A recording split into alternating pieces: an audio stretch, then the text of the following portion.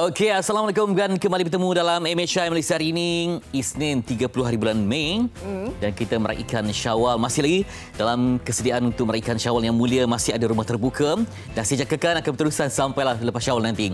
Sebabkan itu dia orang nak buat rumah terbuka, tapi banyak sekali ada ketan jalan. Di jalan pun dah sampai 3-4 jam untuk sampai ke satu destinasi. Apatah lagi hari ini 29 Syawal, hujung minggu nanti pasti akan ada lagi rumah terbuka. Dan semalam saya rasa ramai yang mengatakan bahawa banyak yang tersangkut dalam kesesakan lalu lintas. Mungkin ada yang menggerakkan pergi ke balik kampung, pergi ke rumah-rumah terbuka. Jadi itu yang mereka alami. Sampaikan dari selatan tu, biasanya kalau macam KL, Melaka, 2 jam boleh buat. Tapi tambah lagi 2-3 jam untuk sampai ke Kuala Lumpur semalam.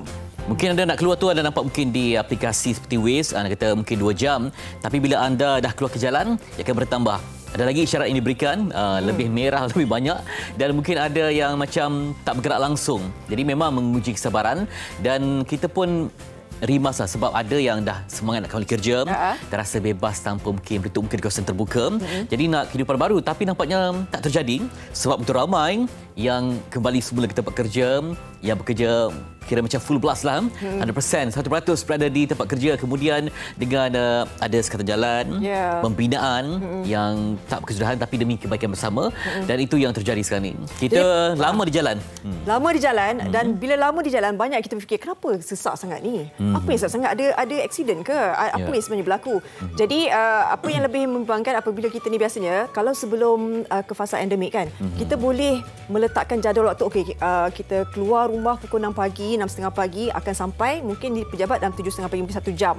Tapi nampaknya masa bertambah jauh sangat. Maknanya banyak pertambahan tempoh masa untuk sampai ke pejabat. Jadi kita nak fikirkan bagaimana sebenarnya apa yang berlaku menyebabkan kesesakan lalu lintas, terutamanya di kawasan Lembah Kelang. Macam saya ambil contohlah saya sendiri di Kota Damansara nak sampai ke Sri Pentas. Kalau waktu subuh 7 minit. Okey. Selepas pukul 8 1 jam. 1 jam? 1 jam. Wih, jauh. Dan ini akan bertambah hari Jumaat petang, dan ada bonus lagi kalau berlaku hujan. Bonus. Saya pernah reward rekod terkini 2 jam 10 minit. Itu dari mana? Kota Damansara ke Damansara. Ya Allah. Sebab itu mungkin ada yang mungkin ada gunakan perkhidmatan e-hailing sampai ratusan ringgit. Sebab tempoh yang diambil itu begitu lama kerana tak bergerak. Okay. Baik, kita ada juga kata kenapa tak naik pengangkutan awam, tapi kena tengok juga ada kawasan-kawasan mungkin tidak sesuai menggunakan pengangkutan awam. Tapi kita tengok, kita bincangkan berkenaan dengan topik ini bersama dengan Dr. Lau Teck Hua, Ketua Pusat Pendidikan Keselamatan Jalan Raya Fakulti Kejuruteraan UPM. Selamat pagi, Doktor. Okey. Baik. Sebelum kita bersama dengan nanti kita akan bersama dengan Doktor secara langsung di studio. Tapi ini sedikit rangkuman untuk anda tentang kesesakan yang dialami, dan mungkin ini gambaran awal tentang perbincangan untuk hari ini.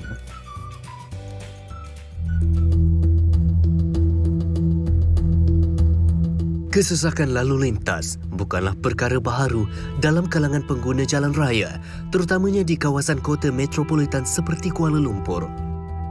Namun sejak negara melalui fasa peralihan endemik, isu aliran trafik yang sesak seolah-olah menjadi lebih teruk berbanding tahun-tahun sebelumnya. Baik, saya kini berada di Debuh Raya Damansara Puchong dan saya sedang menuju ke arah Damansara. Ini adalah LDP dan beginilah keadaannya. Kereta agak banyak dan pergerakan sangat perlahan. Saya sudah berada di atas jalan raya ini hampir 30 minit juga saya rasa. Dan ini kira bernasib baik juga sebab cuaca agak terang dan tenang. Mungkin saya akan memerlukan masa yang lebih banyak sekiranya ada kemalangan ataupun cuaca buruk. Jadi cuba anda bayangkan betapa tertekannya, stresnya mereka yang terpaksa mengharungi perkara ini hampir setiap hari untuk bergerak ke tempat kerja mereka. Tinjauan kami di kawasan berhampiran Plaza Tol Damansara turut mengalami kesesakan lalu lintas yang teruk. Antara faktor terbesar yang menyumbang kepada masalah ini ialah sikap segelintir pemandu yang tidak merancang lorong jalan yang ingin digunakan. Sebaik sahaja melepasi tol, kebanyakan kenderaan akan bertukar haluan dari lorong kiri ke lorong kanan sekaligus menyebabkan kesesakan. Tindakan penunggang motosikal yang gemar menyelit di antara dua kenderaan boleh mengundang bahaya kepada pengguna jalan raya yang lain. Ada juga sesetengah pemandu yang mengambil jalan mudah dan menggunakan laluan kecemasan. Tetapi apabila melihat ada kamera yang merakam dari atas, pandai pula untuk menyelinap masuk ke laluan asal semula. Cara pemanduan sebilangan kecil pemandu bermasalah ini boleh mempengaruhi tahap tekanan pemandu lain. Saya rasa sangat stres dan sangat letih memandu kereta. Sebab nak pergi kerja pun macam kena lalu kesesakan jalan. Kadang naik motor, kadang naik kereta juga. Tapi saya lagi prefer naik motor lah. Sebab motor lagi cepat sampai.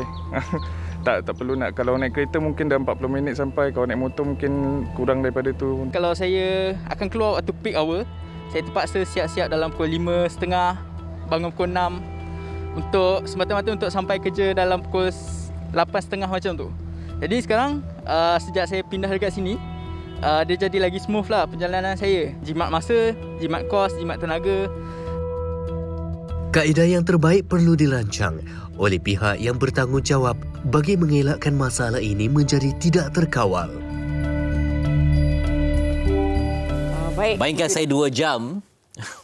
Awak 2 jam Mujulah sempat sampai. Dan sebenarnya ini memainkan emosi dan juga psikologi juga pemandu. Apatah lagi kalau pagi-pagi bangun, kita dah berada dalam trafik jam yang lama dan kita nak pergi lepas tu sampai pejabat, kita nak menghadap lagi tugas rutin, itu juga memainkan impak besar juga kepada individu. Itu dia. Dan saya terbacalah satu laporan yang disebutkan dalam ni, Malaysia di tempat yang keempat. Wow. Selepas Indonesia, Filipina dan Thailand. Ini yang dikeluarkan dalam Traffic Index by City 2020 mid-year by Nambio. Dalam segala Asia Tenggara inilah kita di tempat yang keempat, di belakang Filipina, Indonesia, Thailand. Baik, bila kita bercakap berkenaan dengan kesesakan lalu lintas, kita tak tahu apakah sebenarnya punca. Adakah benar bila kita dah masuk ke fasa akhir, sebab kita dah 2 tahun tidak keluar dan sebagainya, apa sebenarnya bila peningkatan ini berlaku? Okey, kita nak terus berbincang berkenaan dengan topik ini. Jalan raya mula sesak, apakah puncanya? Haji Fitri, kita dan bersama dengan Dr. Lau Teck Hua. Ya, tadi saya suka dengan doktor. Tersenyum manis biasa kita di video saja. Sebagai Ketua Pusat Pendidikan Keselamatan Jalan Raya Fakulti Kejuruteraan UPM. Terima kasih doktor. Sama-sama. Okey. Baik, kita jam stres sampai ada yang macam berpatah balik ataupun ambil keputusan balik malam. Jadi juga memberi impak yang panjang. Mungkin sebagai mukadimahnya Fariha nak tinjau faktor yang pertama. Saya rasa yang traffic jam ataupun kesesakan lalu lintas itu bukan satu fenomena yang baru. Sebelum COVID-19 kita pun dah ada. Tapi selepas COVID-19 tu, kita dah buka, semua dah hidup yang biasa tu, kita nampak keadaan tu lagi kritikal. Salah satu sebab, mula-mula saya speculate, saya kata sebab ramai orang sebelum COVID-19 tu dia guna public transport. Sekarang mereka tak nak. Mereka kata nanti dijangkitkan penyakit COVID-19 macam mana. So mungkin mereka kata gunalah motosikal ataupun guna kereta kecil yang lebih murah. So itulah satu sebab yang buat saya kata itu sebagai satu mankin lah. Mempercepatkan masalah itu jadi sangat-sangat kritikal. So memanglah ada sebab-sebab yang lain tu, tapi saya nampak sebab ini yang sebab yang utama. Saya baca berita semalam, KTM dah kata dia dah mengaku nak menghuraikan 50% pengurangan. Pengurangan tu. 50% tu banyak tau. Banyak tu. So sekarang ni kita nak tengok memang masalah tu dah wujud. Macam mana kita nak selesaikan masalah ni? Short term dengan long term punya measure. Tapi mungkin keberkesanan pengangkutan awam kan macam mana, doktor? Tadi berdasarkan faktor penurunan jumlah penumpang, mereka rasa lebih bebas kalau urus sendiri masa. Okey, jika kita nak kata macam nak selesai tu, dia ada banyak. Tapi yang penting tu kita semua penyelesaian tu mesti ada efek untuk menukarkan corak perjalanan. Kedua ialah tingkah laku pemandu. Pemandu sendiri. Okey, corak perjalanan sebenarnya pembinaan LRT MRT itu ialah kita nak tukar corak perjalanan. Corak perjalanan kita tak guna kereta. Kita guna public transport. Betul. Satu. Tapi nampak sekarang ni masalah yang utama ialah kita was nak guna public transport. So apa yang kita patut buat? Okay, sama ada kita nak gain back mereka punya confidence ke, ataupun kita tak boleh paksa mereka buat sebenarnya, tapi kita mesti cari jalan lain, short term dengan long term. Okey, bila tadi Dr. cakap berkaitan dengan wujudnya pembinaan LRT dan MRT semuanya kan, pembinaan, kerja-kerja pembinaan sekarang kita tengok bila hujannya pun dah ada banyak banjir kilat dan sebagainya. Adakah itu kerja-kerja pembinaan yang terlalu banyak di kawasan Lembah Kelang tu antara puncanya juga? Okey, saya rasa memang dia ada tapi dia bukan big scale. Scale tempatan saja. Tempat yang ada pembinaan tu mungkin kawasan itu saja tu. Jika kata salah satu sebab yang utama sebab pembinaan tu, mereka mesti ada schedule. Janganlah buat semua serentak tu. Okey. Lepas tu, saya rasa jika satu lagi ialah kita nampak yang LRT MRT sebagai long term solution tu, kita perlu sepatut sabar. Sabar sampai dia habis, lepas tu kita pun masalah pun akan diatasi. Baik. Dan kalau kita dapat sekarang ni mungkin tinjauan secara rambang di Lembah Kelang kan, mesti ada construction, pembinaan di sana sini yang melengkapkan lagi perjalanan, sekata kalau sambungan kepada MRT, LRT yang sedia ada. Baik, sambil kita berbincang dengan doktor dan juga bersama rakan tugas kita yang memang sinonim dengan jalan raya. Baik. Kita bersama dengan Hanif Miswan untuk bawakan sikit perkembangan apa sebenarnya. Sebab bila hujung minggu yang lepas dengan doktor, ramai kata jam sesak sangat ni nak masuk tol dan sebagainya. Jadi kita nak tahu bagaimana. Mungkin ada sedikit perkembangan bersama dengan Hanif Miswan. Silakan Hanif.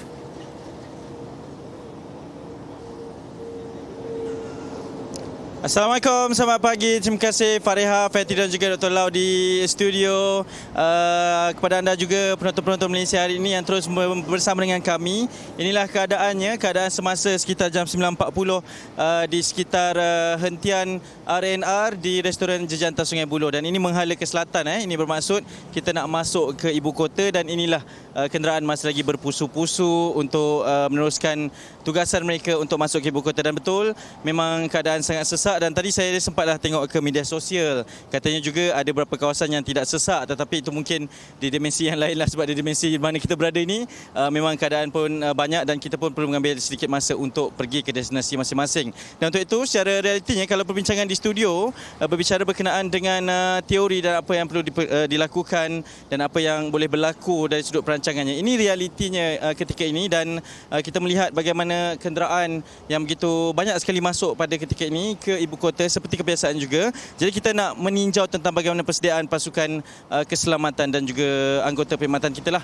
dalam memastikan bahawa ianya boleh mendapat satu kelancaran trafik juga. Dan untuk itu saya nak persilakan ASP Nasrul Rizwan Abdul Razak, Pegawai Terus Operasi Lebuh Raya Zon Tengah A, Jabatan Siasatan dan Penguasaan Trafik Bukit Aman. Assalamualaikum tuan. Assalamualaikum warahmatullahi. Terima kasih pihak MHI menjemput kami pada hari ini. Ya, terima kasih juga kerana sudi bersama kami. Mungkin kita nak penjelasan, mungkin penerangan juga berkaitan dengan keadaan sekarang. Memang kita tahu sangat sesak di mana-mana pun melalui fasa endemik sekalipun.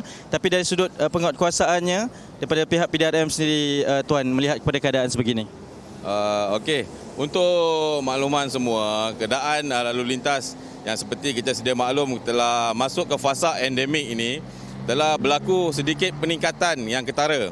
Yang mana sejak daripada fasa endemik ini kita telah tiada penggiliran penugasan di pejabat, di sekolah juga sudah tidak ada penggiliran, sesi A dan sesi B. So semua kembali ke norma biasa.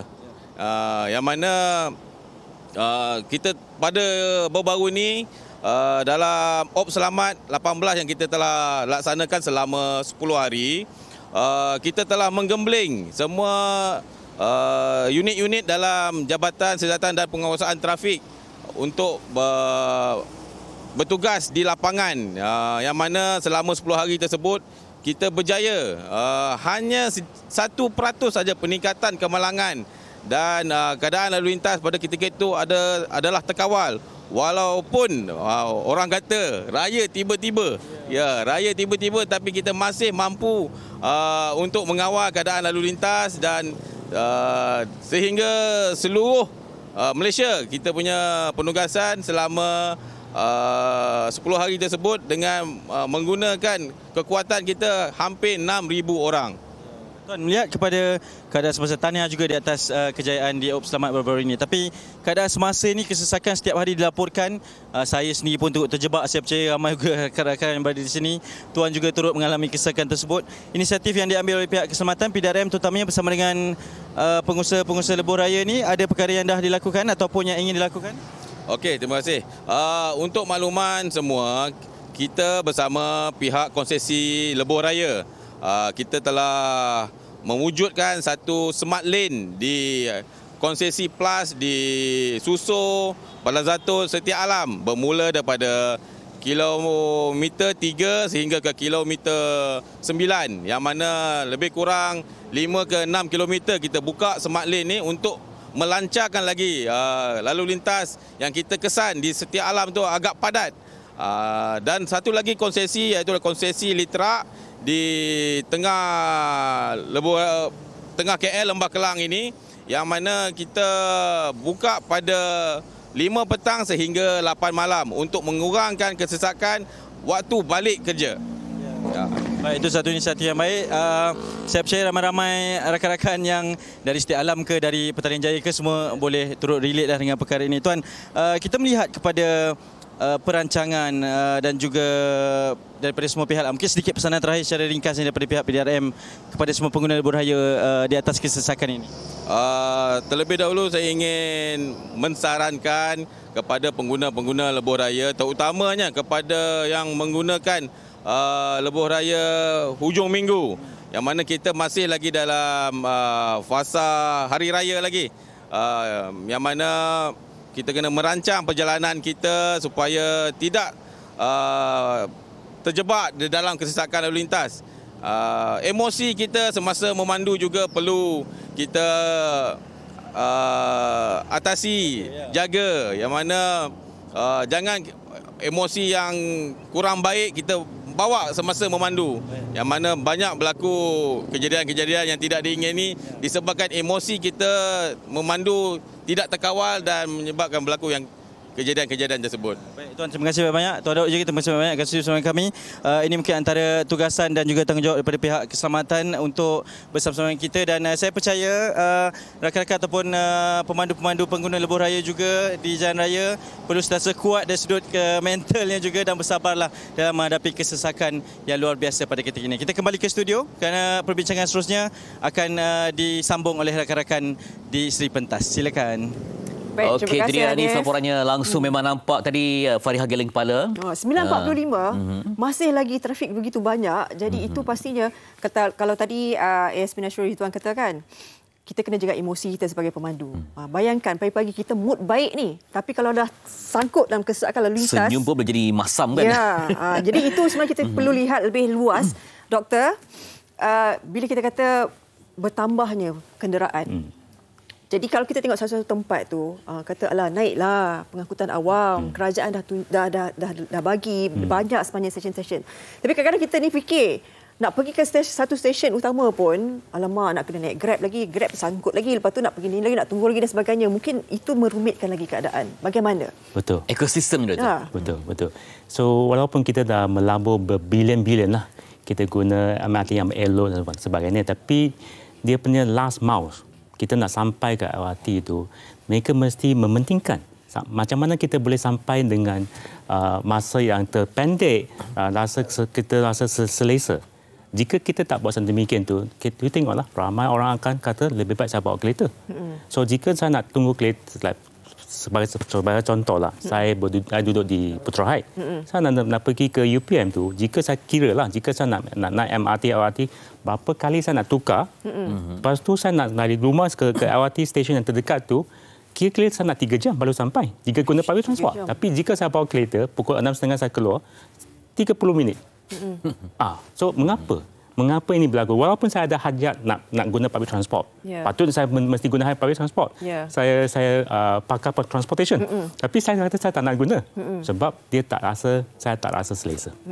Banyak Doktor, ditambah pula dengan kenderaan industri ya. Yang mungkin lagi bertambah. Saya kan masa 10-an kita ada kempen kongsi kereta kan. Nampaknya memang tak praktikal. Dan Tuan Doktor mendapati bahawa sekarang ni pun dalam satu kereta memang ada seorang pemandu saja. Ya, betul. Tidak lagi kongsi itu memang dah tak wujud dan tak praktikal untuk zaman sekarang ni. Baik, apa lagi yang kita dapat mencantikkan ekosistem Doktor? Sebab apa tadi Doktor kata kena sabar sebab pembinaan masih lagi berlangsung, mungkin bukan masa 3-4 tahun sementara dia siap sepenuhnya. Jadi ruang mana lagi yang kita boleh perbaiki untuk mencapai tahap yang selesa? Saya rasa yang penting ialah memang ada banyak cara yang kita boleh cuba. Mungkin dia akan dapat selesaikan masalah ini. Yang cara-cara ini bukan cara yang baru tau. Cara memang dah diimplementasi di negara-negara maju. apa yang penting ialah cara itu mesti dapat menukar corak perjalanan. Okey, contoh flexi hours. Okey, mungkin kita tak nak semua orang pergi ke KL pada masa yang sama. Okey, mungkin bolehkah kita ada shift yang tak sama? Ataupun jika ada industri ataupun syarikat yang boleh membenarkan dia punya staff teruskan work from home. Ataupun yang kongsi kereta tu, saya tiba-tiba teringatlah kongsi kereta tu macam dah berlaku 10 tahun yang lepas. Memang ada negara sampai hari ini dia pun ada kongsi kereta punya program. Tapi mereka bagi insentif. You masuk bandar, jika you bawa seorang saja tu, you bayar lebih. Tapi jika you bawa 2-3 orang tu, dikurangkan tu. Untuk menarik, mendorong, encourage people tu, supaya mereka tukar dia punya corak perjalanan lah. Jika kita boleh buat sedemikian tu, mungkin bolehlah. Ataupun tol kadato harga berbeza. Ataupun kita implement road pricing macam Singapura sebenarnya. Kita tak ada road pricing. You tak guna highway tu tak perlu bayar. Semua orang boleh masuk ke bandaraya dengan senangnya tu. Tapi dekat London, dekat Singapura tu, dekat Canada tu, dia ada road pricing. Mungkin sampai tahap kita mesti fikir perlu ke tu. Bukan untuk dapat keuntungan tau. Tapi untuk kita selesaikan masalah tu for the long term. Kalau ini tidak dilakukan, pastinya 20-30 tahun akan datang masih sama saja. Dan mungkin semakin kritikal. Ya, saya rasa kata sekarang kita dah rasa sakit. So mungkin sekarang ni masa yang peluang yang keemasan tu untuk kita buat sesuatu. Bila you rasa sakit, saya buat sesuatu, you takkan komplain sangat. Like for example lah, kurangkan bilangan parking di KL. Naikkan parking fees. Mesti orang ada kutuk. Tapi you nak jam ke? So itulah cara yang kita boleh pertimbangkan. Itu yang perlu diperlihatkan balik oleh penggubal dasar untuk kebaikan bersama, dan pastinya sebenarnya banyak faktor yang mempengaruhi dari segi macam pembinaan rumah baru, penempatan baru, tapi nanti satu exit je. Banyak besar, sangat besar.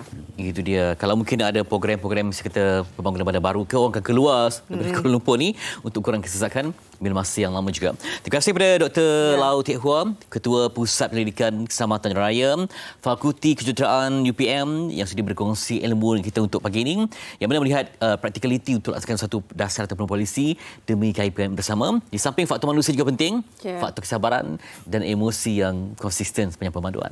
Baik, selepas ini kita akan berehat seketika. Sekembalinya nanti kita nak bersama dengan seorang individu yang cukup tinggi semangat juangnya dengan kesabarannya menempuhi satu ujian apabila melalui satu keadaan yang pastinya kalau orang tengok mesti macam akan berfikir sakit apa ya. Kita nak bersama dengan Puan Rosliza Muhammad Saad bersama beliau nanti. Apa sebenarnya yang berlaku kreatif di TikTok untuk hiburkan orang dengan suara yang mendamaikan, ibu yang seorang berjasa, penyampai radio online yang menenangkan jiwa. Selepas ini, DMHI bersama dengan Inspirasi TV3.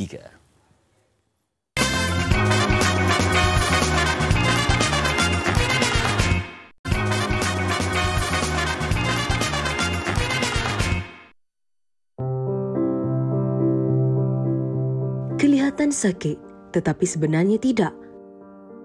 Walaupun separuh mukanya membengkak, namun itu adalah tanda penyakitnya yang kini tidak aktif. Berumur awal 40-an, Rosliza Mat Saad, tukang jahit sepenuh masa, menderita Cabernet hemangioma office, atau dengan kata lain, dia mempunyai urat saraf darah berlebihan sejak lahir lagi. Ibu kepada 4 cahaya mata yang kini menetap di Selangor, pada mulanya kelihatan normal sewaktu alam remaja. Namun, setelah mencecah umur 20-an, separuh anggota mukanya semakin membengkak. Dia mula rasa sakit dan susah untuk melakukan aktiviti harian seperti makan, minum dan tidur. Pada Jun 2004, Rosliza memerlukan bantuan kewangan sebanyak RM30,000 untuk melakukan pembedahan pembuangan saraf di mukanya. Akibat kesempitan hidup, ketika itulah Rosliza gigih menghubungi TV3 untuk mendapatkan bantuan. Bila dah last choice, Kak Zam bincang dengan abang yang sulung. Dia cakap, cuba hang call TV3, dia cakap. Hang kan selalu telefon radio, dia cakap. Cuba call TV3, sebab TV3 masa tu selalu, Kak Zam tak pasti masa tu ada ke tak bersamamu. Tapi yang Kak Zam tahu, Magic TV masa tu tengah tengah hot lah. So Kak Zah call TV3 tanya interview macam pendek saja. Dia tanya Kak Zah sakit apa, ada surat tak apa semua. Okey, kita akan bagi wartawan berhubung Kak Zah. Simple je. Kak Zah kata biar betul. Dah 2 hari lepas tu wartawan tu call betul. Kak Zah luahkan hari tu tak lama, dalam 2 minit sebelum bulletin utama Kak Zah tak salah. Selepas pada tu semua kita pakai telefon rumah je masa tu. Selepas pada tu memang dia ring orang telefon. Dengan bantuan yang diterimanya, kini Rusliza dapat menjalani kehidupan yang lebih baik bersama anak-anaknya. Selain menjadi tukang jahit pada siang hari, Rusliza juga aktif membuat lintas langsung di TikTok pada malam sebagai penyampai radio yang dikenali sebagai DJ Zah.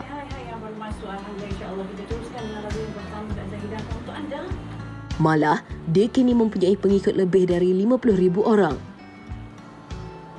Rusliza juga berharap dengan kelebihannya itu, dia dapat membantu memberi kata-kata semangat buat insan yang menderita apa sahaja penyakit. Tak pakai kuning, takut anda pening.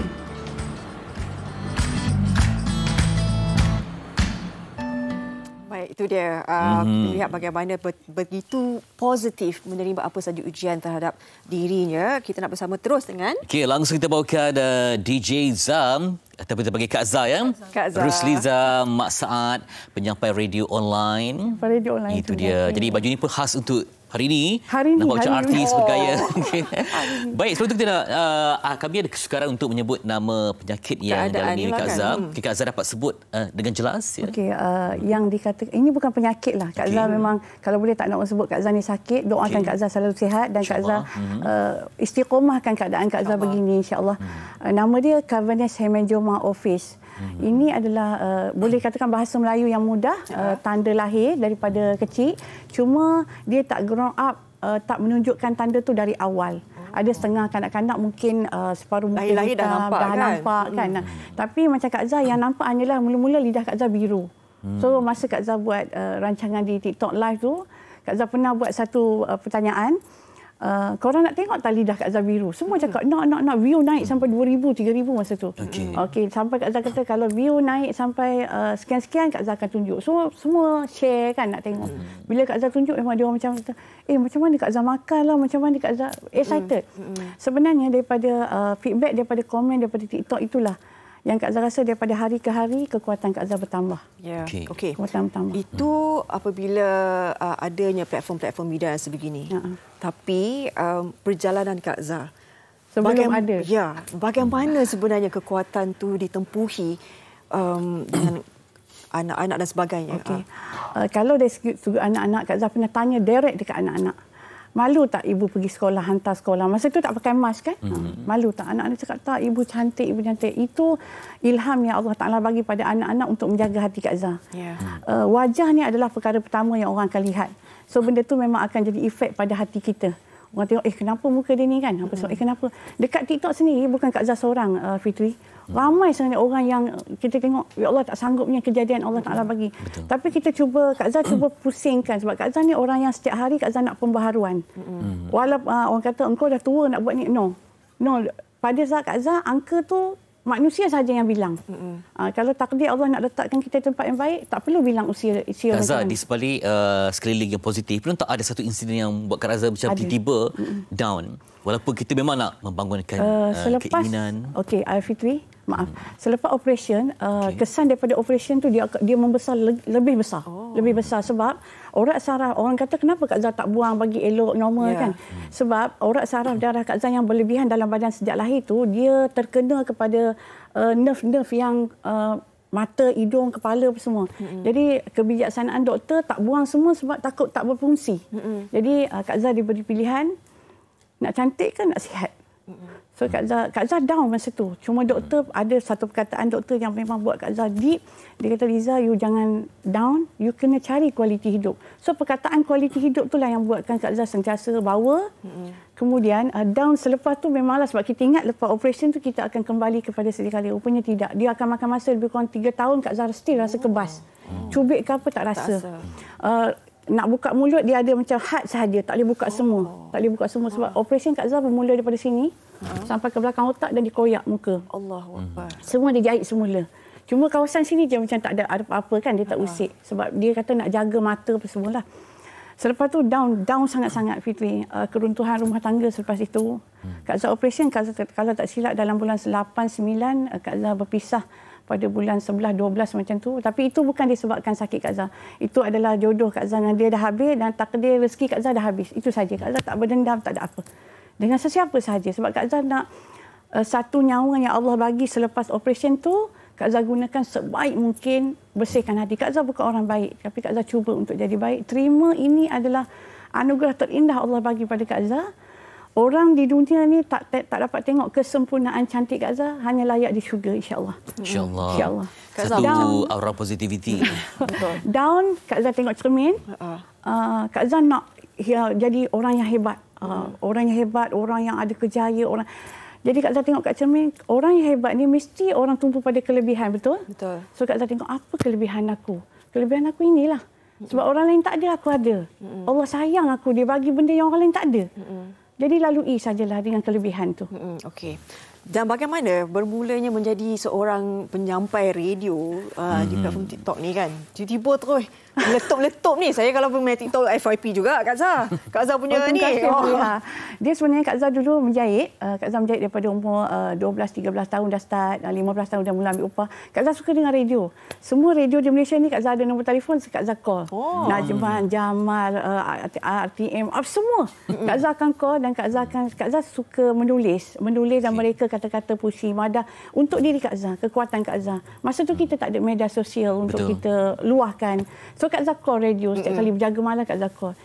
Salah satu stesen radio di Pahang, dengar suara Kak Zah, dia kata, "Liza, you datang audition untuk rancangan impianku di Kak Zah boleh sebut ya, Pahang FM masa tu." Kak Zah pergi sana, kita, ya ke suara sedap kan? Kita sendiri tak dapat dengar. Betul. So bila Kak Zah pergi sana, itulah permulaan pengalaman pertama sebagai DJ di TikTok. Kak Zah sebenarnya orang bisnes. Kak Zah menjahit macam paparan tadi. Jadi Kak Zah nak promote bisnes Kak Zah sebenarnya. Tapi pergi dekat platform lain semua macam slow. Mungkin Allah nak letakkan Kak Zah di TikTok. Kak Zah tak minat TikTok, tak pernah ada akaun TikTok. Kak Zah ada bulan 8 tahun lepas. Itulah pertama kali.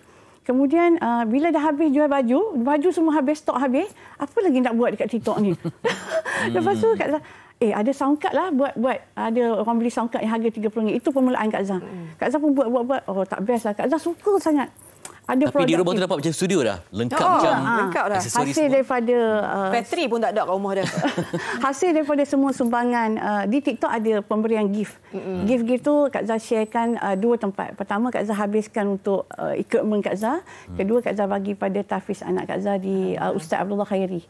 Kak Zah ada bagi sumbangan apa-apa sajalah. Kebetulan semalam di TikTok saya tengok ada satu video tentang vocal image. Orang ambil penting kepada vokal sebenarnya dan juga image baik yang dibawa oleh Kak Zah. Image baik itu bukan menunjukkan kita baik, tapi kita berjuang untuk jadi baik. Kita semua pejuang untuk jadi baik. Kak Zah pun ada, kita nampak baik, nampak hebat sebab Allah tutup aib kita. Kak Zah doa hari-hari, ya Allah, peliharalah aib aku, letakkan aku dalam takdir yang baik. Semoga Kak Zah tengok dekat TikTok ramai orang-orang yang seumpama Kak Zah, orang bagi komen yang bukan-bukan, Fitri. Kak Zah tersentuh hati. Adakah dia orang ni bagi soalan, tak fikir dulu kalau itu mereka. Kalau itu mereka, soalan macam ni. Mulut tu kenapa? Makan tu keluar lidah ke apa kan? Kalau ada orang yang macam Kak Zah sampai tutup komen. So Kak Zah didik viewer Kak Zah. Setiap kali Kak Zah live, Fitri, Kak Zah akan buat ingatan. Dia orang cakap, kenapa mulut tu? Okey, boleh. Tanya Kak Zah tak apa. Tanyalah macam mana pun. Tapi jangan tanya orang lain begini. Sebab tak ada orang pernah angkat tangan doa pada Tuhan untuk ditakdirkan ada kelebihan macam ni. Mendidik manusia menjadi lebih manusia. Itu dia. Semoga bertambah rezeki Kak Zah didoakan. Itu dia buat bicara dengan Rusliza Mat Saad. Kak Zah, kita nak bagi peluang pada Kak Zah ni. Kak Zah ramai peminat. Kan? Lepas tu, kita juga nak bagi peluang kepada, mungkin dulu kan Kak Zah dengan TV3 ni ada juga hubungan istimewa juga kan. Ya, betul. Sangat. Okey, mungkin sempena dengan ulang tahun TV3 38 ni. Nak ucap sesuatu, silakan. Bismillahirrahmanirrahim. Kak Zah pernah hadir di bulletin utama TV3. Kalau dalam ingatan Kak Zah mungkin 2004-2005 macam tu. Masa tu ketidakupayaan Kak Zah untuk dapat dana operation lebih kurang 30 ke 60 ribu. Zaman tu 30-60 macam 100 ribu lah sekarang. So solusi yang terakhir Kak Zah hubungi TV3 dan 2 hari saja feedback daripada TV3 tu datang ke rumah Kak Zah buat apa yang patut beri tolongan. Alhamdulillah. Lepas pada slot bulletin utama tu terus Kak Zah dapat call dia kan. Jadi 2 minit bulletin utama bermakna untuk Kak Zah 20 tahun kemudian Kak Zah di sini. Kak Zah di sini, kesempatan yang Allah aturkan adalah untuk Kak Zah pertama mengucapkan ribuan terima kasih kepada TV3 yang menjadi inspirasi pada semua, pada Kak Zah juga. Bukan sekadar siaran yang orang cakap di TV, di radio ni hiburan semata-mata. Bukan. Dia atas kita punya minda, tukarkan daripada negatif kepada positif. Dan bantuan daripada TV3 bukan TV3 datang seketul bagi kat Kak Zah 50-60 ribu, bukan. Tapi saluran yang digunakan terbaik untuk Kak Zah. Tak sangka Allah masih memberikan nafas pada Kak Zah, nyawa, kebaikan, kesihatan. Sehingga saat ini dengan 2 minit di bulletin utama. Dan Kak Zah ucapkan selamat ulang tahun TV3. Semoga terus kekal di hati rakyat. Inspirasi untuk semua. Dan Kak Zah bukan sesiapa di sini. Hanyalah segelintir anugerah yang Allah pinjamkan untuk anda semua. Kak Zah bukan nak mencabar mana-mana DJ yang hebat. Kak Zah cuma masuk sikit saja bertumpang kasih dengan kalian. Baik, terima kasih dan juga cukup tahniah bermakna atas kata-kata Kak Zah buat semua dan buat TV3 yang ulang tahun 38 tahun. Baik, terima kasih Rosliza Muhammad Saad ataupun kita lebih mesti panggil Kak Zah, DJ Zah. Itu dia, cantik baju dia kan. Tak apa, nanti kita sembang lagi. Dan lepas ni Fariha nak berkongsi tentang Gebu dan Menawan. Ya, Gebu dan Menawan bersama dengan Jamu Jelita. Semuanya selepas ini di MHI.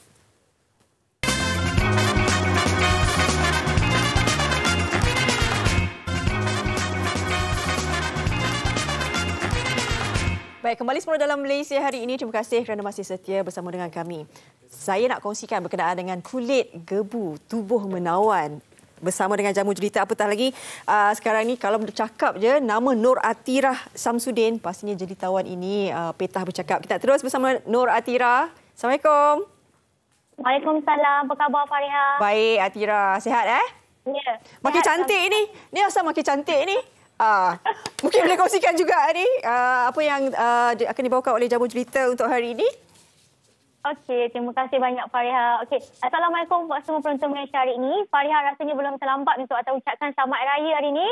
Jadi buat penonton Malaysia hari ini, selamat Hari Raya atau ucapkan. Dan kita tahu bila bercakap pasal raya hari ini, walaupun orang kata apa dah nak masuk penghujung raya, setiap minggu Fariha kita masih menerima jemputan open house orang cakap. Dan kita tahu pastinya raya tahun ini berbeza dengan raya-raya tahun sebelum ni. Di mana raya tahun ni kita boleh menziarahi saudara mara, boleh pergi open house, boleh buat open house. Dan bila bercakap tentang open house, aneka juada raya memang tak dapat kita tolak kerana itu adalah menu yang setahun sekali je ada.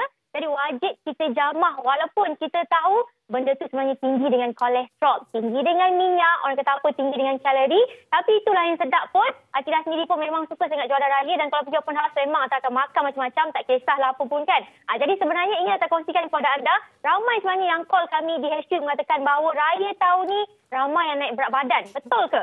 Jadi justru itu ingin saya sharekan kepada anda, kalau anda salah satu yang tergolong dalam mempunyai perubahan saiz fizikal yang mendadak raya tahun ni, wajib ambil langkah berjaga-jaga kerana di Malaysia menurut pemantauan Kementerian Kesihatan hampir 6.9 juta rakyat Malaysia ada masalah obesiti. Jadi awas hati-hati menjaga makan kita dan rasa diri sendiri merupakan salah satu yang ada masalah tersebut. Inilah masanya untuk dapatkan white fiber iaitu minuman detox yang tinggi dengan serat yang akan bantu anda lawaskan sistem pencernaan, singkirkan lebihan makanan yang tersimpan yang dah jadi racun pun dalam tubuh supaya tidak ada lagi yang tersimpan dalam perut dan mengganggu kesihatan tubuh badan kita. Sebenarnya Fariha ramai yang dah amalkan fiber ni dah dekat 10 tahun dah di pasaran dan alhamdulillah ramai yang berpuas hati dengan keberhasilan produk ni. Dan ramai juga berpuas hati dengan keupayaan diri sendiri. Bila kita ada berat badan yang menawan, saiz fizikal yang seimbang, badan kita sihat, kita lagi mudah untuk lakukan apa jua jenis aktiviti tanpa cepat mengah atau tanpa cepat letih. Jadi sebab tu saya memang sarankan anda yang tengah tengok Malaysia hari ini untuk anda konsum white fiber kerana dengan makan produk ini, insya-Allah amalkan secara konsisten. Jika berat anda 70 kilo ke atas, boleh amalkan 2 kali sehari. Amalkan secara konsisten, insya-Allah saiz fizikal tidak seimbang dapat diatasi. Masalah berat badan pun orang kata apa tidak ada lagi yang orang kata melebihi dan juga seterusnya ia juga akan bantu untuk kita menjaga kesihatan usus kita supaya tidak ada makanan yang tersimpan yang tidak terhadap. Jadi sebab tu anda yang tengah tengok Malaysia hari ini, white fiber dari Jamu Jelita dah 10 tahun di pasaran, boleh amalkan tanpa was-was. Tiada bahan terlarang, hanya menggunakan psyllium khas, bahan-bahan organik yang lain seperti Garcinia cambogia, Ada juga buah-buahan yang kita mempunyai banyak kebaikan untuk bantu melancarkan sistem penghadaman supaya tidak ada yang tersimpan dalam perut, yang tetap itu adalah salah satu punca kenapa kita ada masalah bau badan, ada masalah susah nak lakukan apa jenis aktiviti sebab perut tak selesa dan sebagainya. Jadi ini masanya untuk anda dapatkan Power Fiber, harga pun tak mahal, RM38.90 saja, Fariha. Itu untuk berat dan tubuh menawan. Kalau untuk kulit ni, Atira? Okey, kita dah bercakap tentang saiz fizikal yang tidak seimbang, tentang tubuh badan dengan Power Fiber. Seterusnya kita nak bercakap tentang Power Pinky Plus. Ini adalah produk di bawah rangkaian Power juga, di bawah jamu Jita. Kita tahu rangkaian Power memang sangat famous di kalangan pengguna di luar. Namun Pinky Plus ni merupakan salah satu produk yang sangat laris di pasaran. Jadi yang mana amalkan Pinky Plus, rata-rata kongsikan dengan kami, testimoni kami yang kongsikan. Yang mana amalkan Pinky Plus seawal botol pertama, alhamdulillah masalah kulit dah berkurang, kulit makin cantik, makin cerah. Dan yang dah berusia pun amalkan, alhamdulillah awet muda orang cakap. Kita tahu bila kita meningkat usia, kulit ni mudah nak naik jeragat, mudah sensitif. Tapi mereka yang amalkan Pinky Plus, alhamdulillah kulit memang cantik, kulit tegang dan bebas dari masalah jeragat. Itu yang paling penting sebab memang menjadi kerisauan buat wanita yang bila meningkat usia, mudah sangat kulit nak naik jeragat. Jadi sebab tu kita formulasikan Power Pinky Plus dengan 20 bahan premium yang tinggi dengan antioksidan dan buah-buahan yang bantu mencantikkan kulit, sesuai diamalkan oleh remaja sehingga wanita dewasa, lelaki pun boleh amalkan. Macam mana ni nak dapatkan produk-produk ni dengan lebih mudah? Okey, dan seterusnya ini adalah produk yang sebenarnya terbawa cukup orang kata apa berkaitan antara satu sama lain. Power Fiber untuk tubuh badan, Pinky Plus untuk kulit dan seterusnya Lady White. Ini adalah produk yang cukup diminati oleh semua wanita di luar sana kerana kita tahu menjadi wanita bukan kulit je yang kita pentingkan, penjagaan aset pun sama. Jadi Lady White merupakan produk 2-in-1 yang mana untuk aset dan juga untuk penjagaan kulit. Dan ini adalah produk yang sangat berbaloi untuk anda dapatkan. Berharga cuma RM38.90 tapi bantu mencantikkan kulit, bantu mencantikkan aset. Malah dalam Lady White ni kita menggunakan dua herba yang sangat mempunyai banyak kebaikan untuk aset kita. Dan malah kajian dari Universiti Thailand pun mengesahkan hormon phytoestrogen dan estrogen boleh dilancarkan melalui pemakanan yang kita ambil daripada herba daripada Purana Mellifera dan Lobata yang akan bantu mengencangkan aset, mencantikkan aset, menggebukan aset dan juga mencantikkan kulit. Kita tahu wanita yang dah menyusu selalu ada masalah aset yang tidak menawan ataupun aset yang tidak seperti dulu. Jadi anda boleh dapatkan Lady White dengan bersama Fiber yang berharga RM38.90. Power Pinky Plus jika anda nak kulit yang cantik berharga RM39.90. Lady White berharga RM38.90. Dan untuk sebarang pertanyaan lanjut atau memang sarankan anda untuk terus hubungi kami di 1800 885510 atau WhatsApp Atira di 0133535753. Anda mahukan promosi boleh terus dapatkan secara online. Layari www.jombai.my ataupun shopee.com.my/jamu.my ataupun nak dapatkan dengan lebih mudah dengan stokis kami, boleh hubungi nombor yang tertera di kaca TV, dapatkan di kedai jamu dan seterusnya hubungi 1800 885510. Terima kasih banyak Fariha. Baik, terima kasih Atira. Itu dia Nur Atira Samsudin, Pegawai Pemasaran Jamu Jelita. Petah yang bercakap. Jadi dapatkan produk-produk Jamu Jelita yang seperti mana telah dikongsikan oleh Nur Atira. Baik, selepas ini kita akan berehat seketika. Sekembalinya kita akan bersama dengan Fetri Yahya untuk bawakan berkenaan dengan jelajah aspirasi keluarga Malaysia Terengganu. Semua selepas ini di MHI.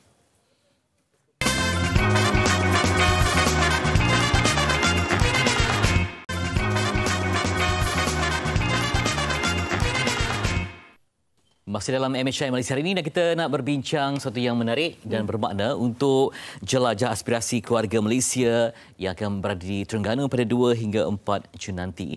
Dan nak bersama dengan yang berbahagia Tan Sri Datuk Sri Muhammad Razzuki bin Ali, Ketua Setiausaha Negara. Assalamualaikum Tan Sri. Terima kasih.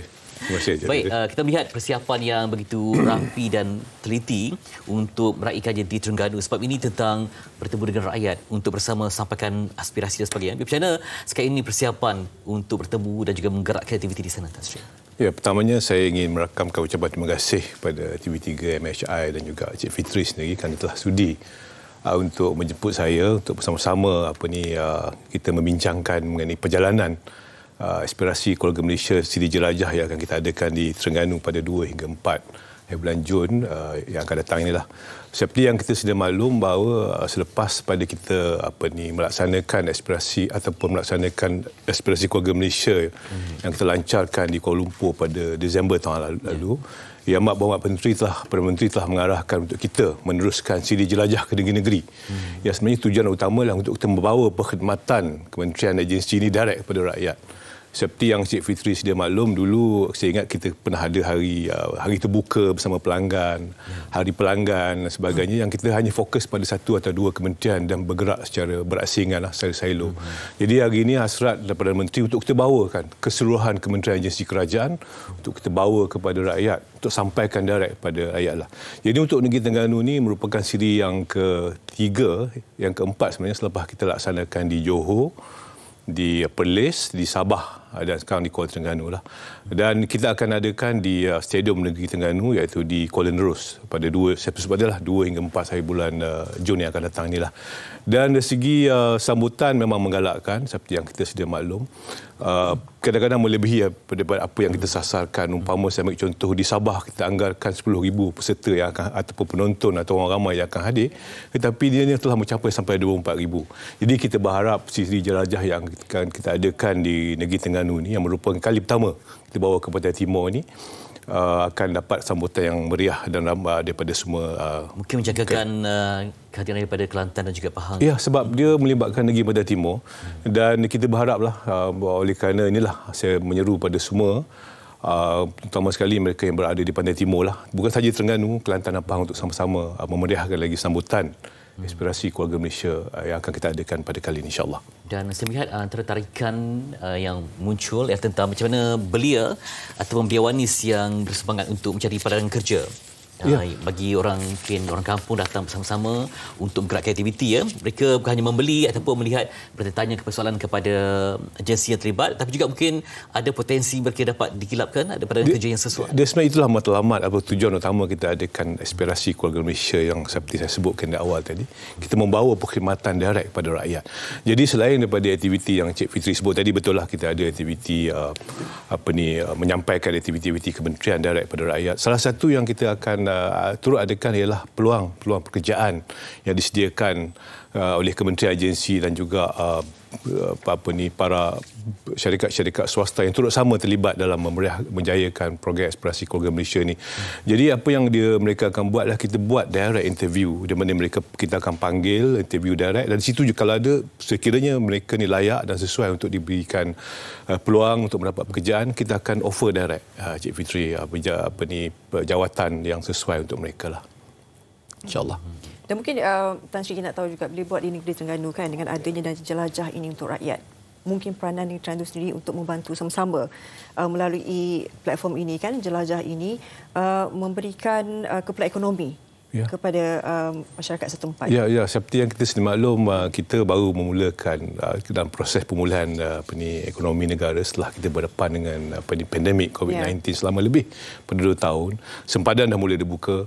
Dan Negeri Terengganu ni antara negeri yang terkenal dengan destinasi pelancongan juga. Saya kebetulan pun anak Terengganu.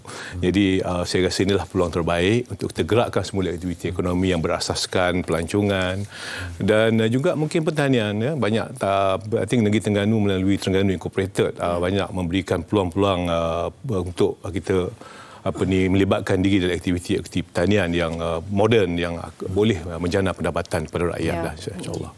Kalau kita lihat contoh di Sabah itu, memang betul-betul menampakkan atlet di sana jiwa Sabah itu begitu menebal sekali. Terengganu ini mungkin apa keunikan yang akan akan ditampilkan?